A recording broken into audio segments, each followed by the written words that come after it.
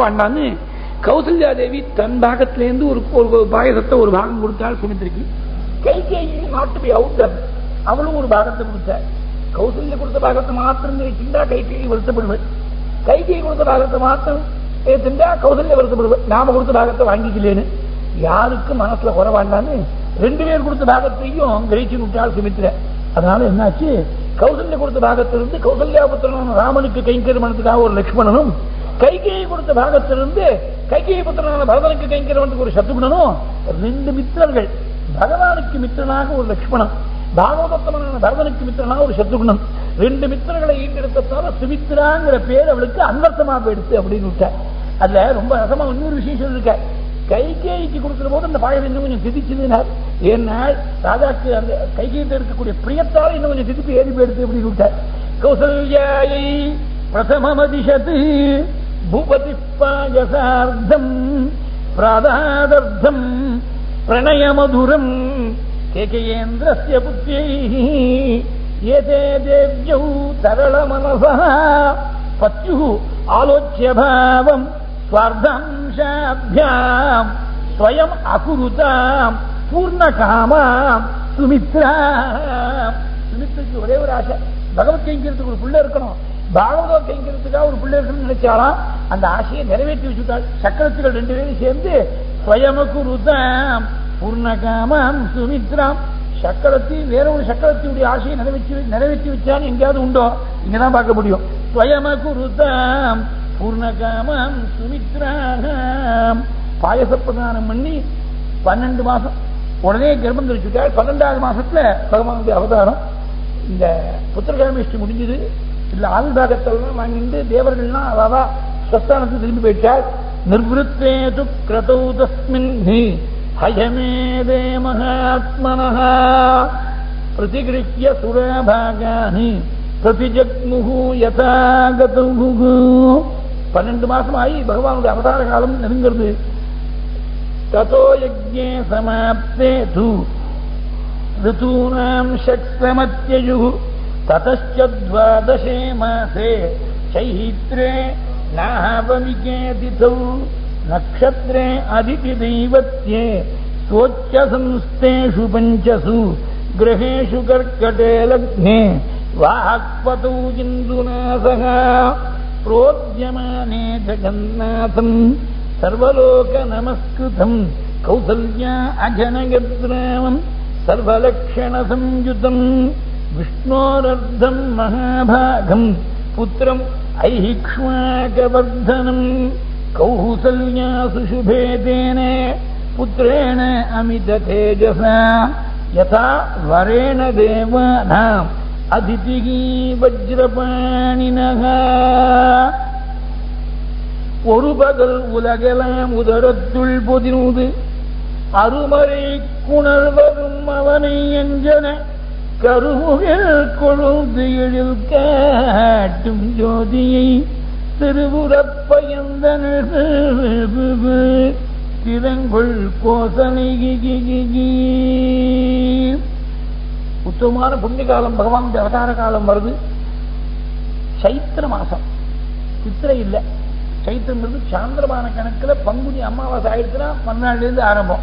அமாவாசைலேருந்து அமாவாசை தான் கணக்கு சாந்திரமான கணக்குல.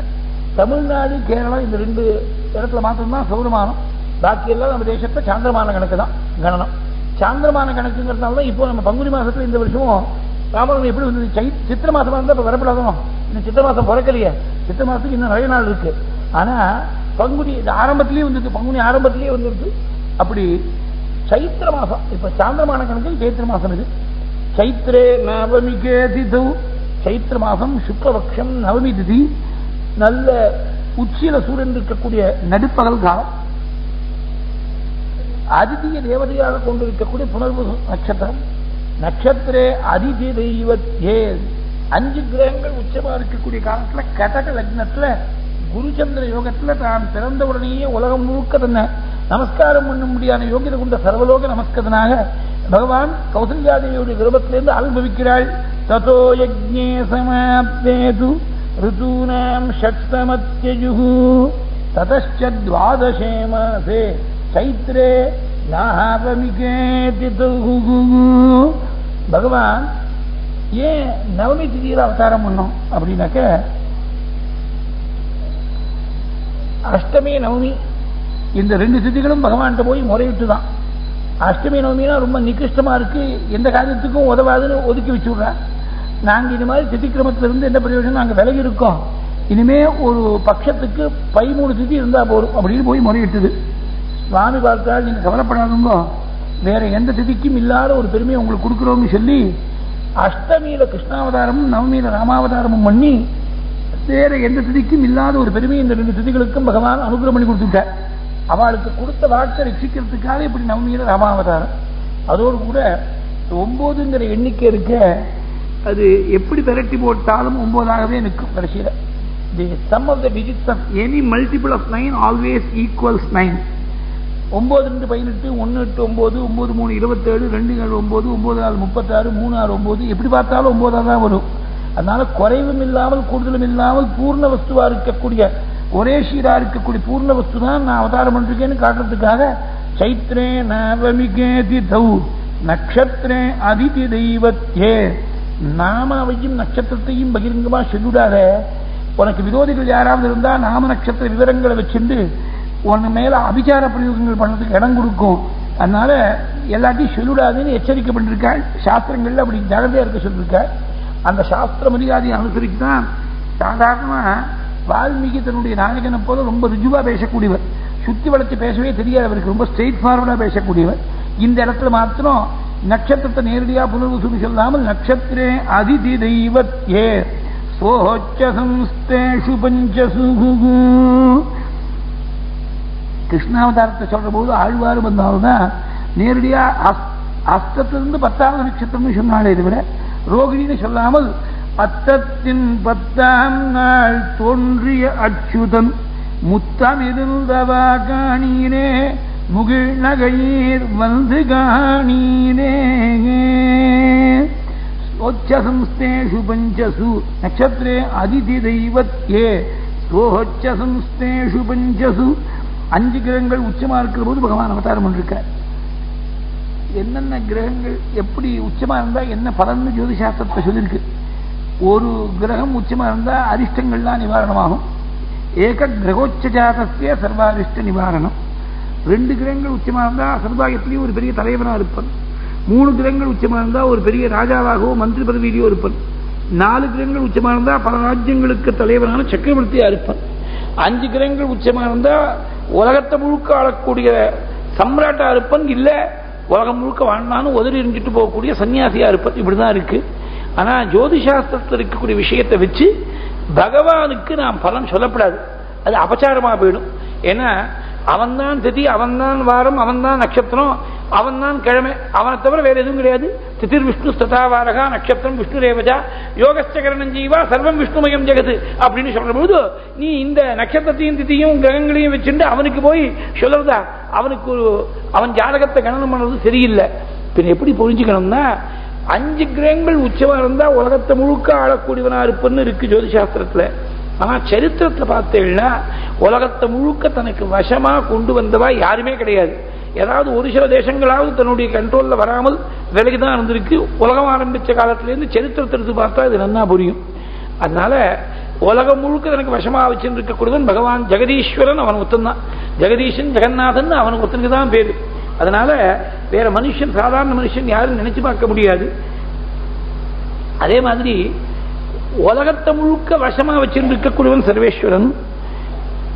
சன்னியாசியை போல எல்லாத்தையும் தியாகம் பண்ணிட்டு ஒரே க்ஷணத்துல ராஜ்யத்தை உதறி எரிஞ்சுட்டு காட்டுக்கு போனவன் ராமாவதாரத்துல தான் பண்ணிருக்காள் சுவாமி.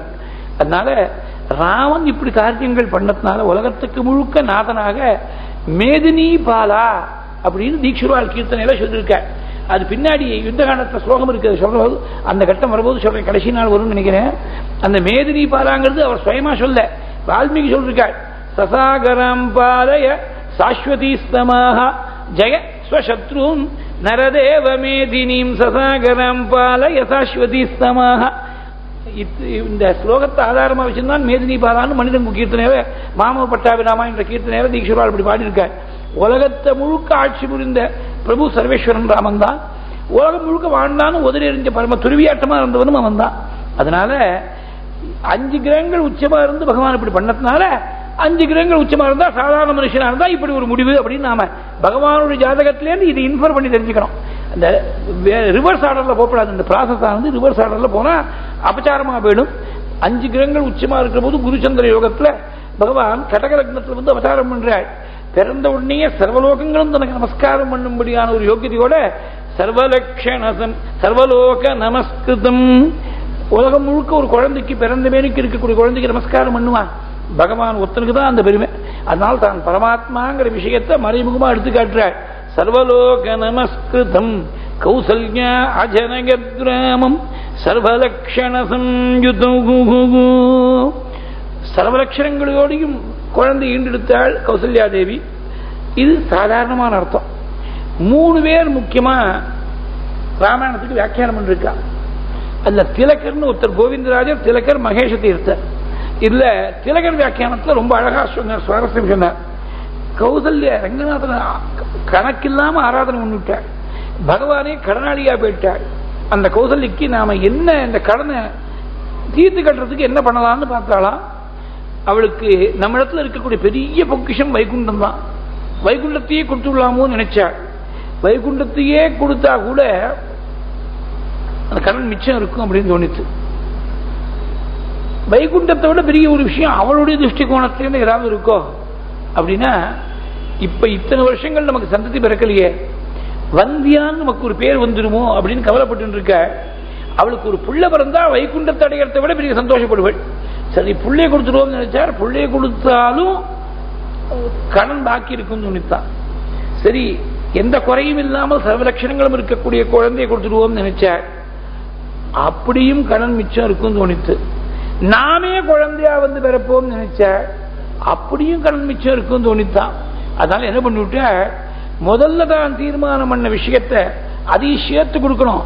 வைகுண்டத்தையும் கொடுப்போம், பிள்ளையும் கொடுப்போம், நம்மையும் கொடுப்போம், 3ஐயும் சேர்த்து கொடுப்போம். எப்படி 3ஐயும் சேர்த்து ஒரே சமயத்தை கொடுக்கிறதுனா, தானே குழந்தையா வந்து பிறந்தது மாத்திரம் இல்லாமல் வைகுண்ட கோலத்தில் சூதிகா கிரகத்தில் பிரசவ அறையில கௌசல்யா தேவிக்கு மாத்திரம் தனிப்பட்ட தரிசனம் கொடுக்கணும் தீர்மானம் பண்ணி சர்வலக்ஷண சம்யுதம். சர்வகாங்கிற சப்தத்துக்கு விஷ்ணுன்னு அர்த்தம் உண்டோனோ, சர்வகா சர்வகா சிவஸ்தானுன்னு சஹஸ்ரநாமத்தில் வருதோனோ. அதனால சர்வலட்சண சம்யுதம்னா விஷ்ணு லட்சண சம்யுதம்னு அர்த்தம். விஷ்ணுவுக்கு இருக்கக்கூடிய லட்சணத்தோட தாயாருக்கு, தாயார் தகப்பனா 2 பேருக்கும் தரிசனம் கிருஷ்ணாவதாரத்துல. ராமாவதாரத்துல தாயாருக்கு மாத்திரம், கௌசல்யா தேவிக்கு மாத்திரம் அற்புதமான தரிசனம். சிரஸுக்கு மேல நவரத்ன விஜிதமான ஸ்வர்ண கிரீட்டம், விஷாலமான ரதாட்டம், ஊர்த புன்றம், கருணா கடாட்சம், கமனீயமான காத்திரம், கோமலமான வதனம், உன்னதமான நாசிக, மந்தஹாசம், மகர குண்டலம், குறுகிய கண்டம், திரண்ட தோள்கள், விஸ்தாரமான பக்ஷஸ்தலம், ஸ்ரீவத்சம், கௌஸ்துபம், வனமால, முக்தாஹாரம், வைஜெயந்திஹாரம், துளசிதாம, மகாலட்சுமி வாசம், சதுர்புஜ சேவ, சங்கம், சக்கரம், கதை, பத்மம், ரத்ன கங்கணங்கள், திவ்யமான ஆபரணங்கள், 5 விதமான சந்தனங்களால் பூசப்பட்ட திருமேனி, கார்முகில் வண்ணம், குறுகிய இடுப்பு, ரத்ன காஞ்சி, ஸ்வர்ண ஒட்டியானோ, பட்டு பீதாம்பரம், காலில் சலங்கலன்னு சப்திக்கக்கூடிய திவ்ய நூபுரங்கள், யோகி தியேயமான, கங்கா ஜனகமான, சர்வ ஆபத் நிவாரகமான, சர்வ சம்பத் பிரதமான மங்கள சரணோ, சங்க ரேக, சக்கர ரேக, அங்குஷ ரேக, வஜ்ர ரேக, இப்பேற்பட்ட திவ்ய கோலத்தோடு கூட தாயாருக்கு திவ்ய தரிசனமாம். கௌசல்யா அஜனயத்ராமம் சர்வலக்ஷண சம்யுதம் விஷ்ணோரர்த்தம் மகாபாகம் புத்திரம் ஐஹிக்ஷ்வாகவர்தனம் கௌசல்யா சுஷுபே தேனே புத்திரேண அமித தேஜசா யதாவனேன தேவானாம் அதிதிஹி வஜ்ரபாணினா. தேவர்களுக்குள்ள மூத்தவனா இருக்கக்கூடிய இந்திரனை பெற்றெடுத்து அதிதி தேவி எப்படி சந்தோஷப்பட்டாளோ அப்படி சந்தோஷப்பட்டாள் கௌசல்யா தேவி. இந்த ஒரு ரொம்ப முக்கியமான ஒரு விஷயம் கவனிக்கணும். எந்த மாசம், எந்த பட்சம், என்ன திதி, என்ன நட்சத்திரம், என்ன லக்னம் எல்லாத்தையும் சொல்லியிருக்க. எந்த வருஷங்கிறது மாத்திரம் சொல்லல. இந்த பிரபவாதி சஷ்டி சம்பத்சரங்கள்ல ஏதாவது ஒரு வருஷம் சொல்லியிருக்கணுமோ சொல்லல. இங்க மாத்திரம் இல்லை, ராமாவதாரத்தில் மாத்திரம் இல்லை, கிருஷ்ணாவதாரத்தில் எங்கேயுமே சொல்லல.